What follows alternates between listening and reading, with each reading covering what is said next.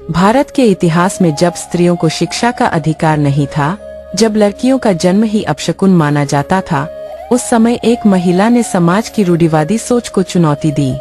वह महिला थी सावित्रीबाई फुले। उनका जीवन संघर्ष, साहस और समर्पण की अद्भुत कहानी है। सावित्रीबाई का जन्म 3 जनवरी 1831 को महाराष्ट्र के सातारा जिले के नायगाम में एक सामान्य किसान परिवार में हुआ था। उनका विवाह मात्र 9 साल की उम्र में 13 वर्षीय ज्योतिराव फुले से कर दिया गया। उस समय लड़कियों को पढ़ाना पाप समझा जाता था, लेकिन ज्योतिराव फुले की सोच समाज से अलग थी। उन्होंने सावित्रीबाई को पढ़ने लिखने के लिए प्रेरित किया। ज्योतिराव ने उन्हें स्वयं पढ़ाया और बाद में एक मिशनरी स्कूल में पढ़ने भेजा। धीरे धीरे सावित्रीबाई शिक्षित हुईं और उनमें समाज की बुराइयों को समझने की क्षमता विकसित हुई। उन्होंने महसूस किया कि जब तक लड़कियां शिक्षित नहीं होंगी, तब तक समाज की स्थिति नहीं बदल सकती। 1848 में सावित्रीबाई और ज्योतिराव ने पुणे में लड़कियों के लिए पहला स्कूल खोला। यह भारत का पहला कन्या विद्यालय था। इस विद्यालय में सावित्रीबाई पहली महिला अध्यापिका बनी। यह कदम क्रांतिकारी था, क्योंकि उस समय समाज का मानना था कि अगर लड़कियां पढ़ेंगी तो उनका चरित्र बिगड़ जाएगा। लोग इस विचार से इतने नाराज हुए कि उन्होंने ज्योतिराव और सावित्रीबाई का सामाजिक बहिष्कार कर दिया। परिवार वालों ने उन्हें घर से निकाल दिया, लेकिन ज्योतिराव के एक मित्र उस्मान शेख और उनकी पत्नी फातिमा शेख ने उन्हें सहारा दिया और अपना घर खोल दिया।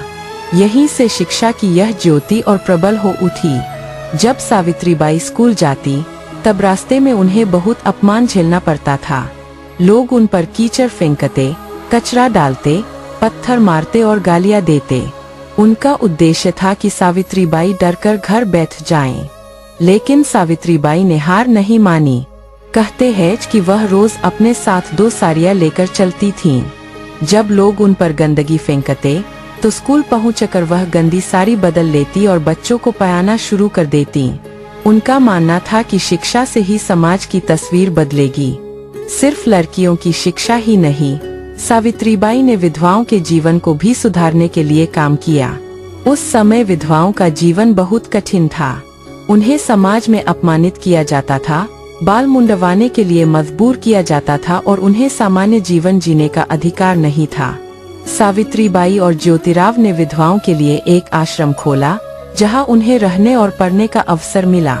उन्होंने बाल हत्या रोकने के लिए बाल हत्या प्रतिबंधक गृह की स्थापना की, जहां अवांछित बच्चों को बचाया जाता था।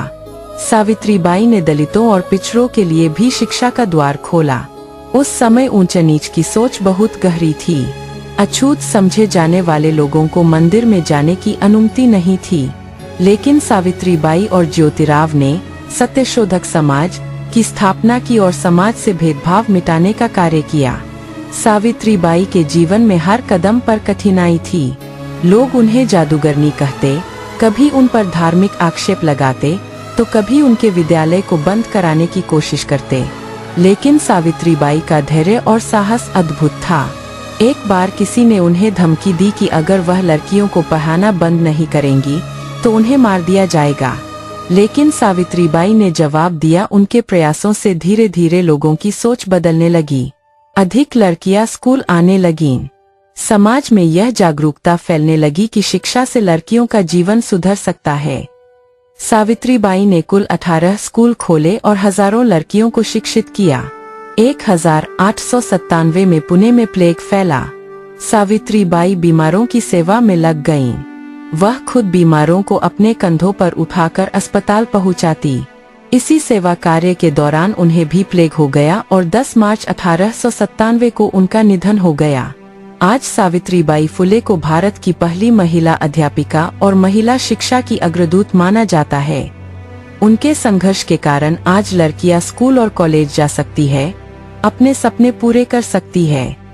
सावित्रीबाई फुले का जीवन हमें यह सिखाता है कि सच्चे बदलाव के लिए साहस, त्याग और धैर्य की आवश्यकता होती है।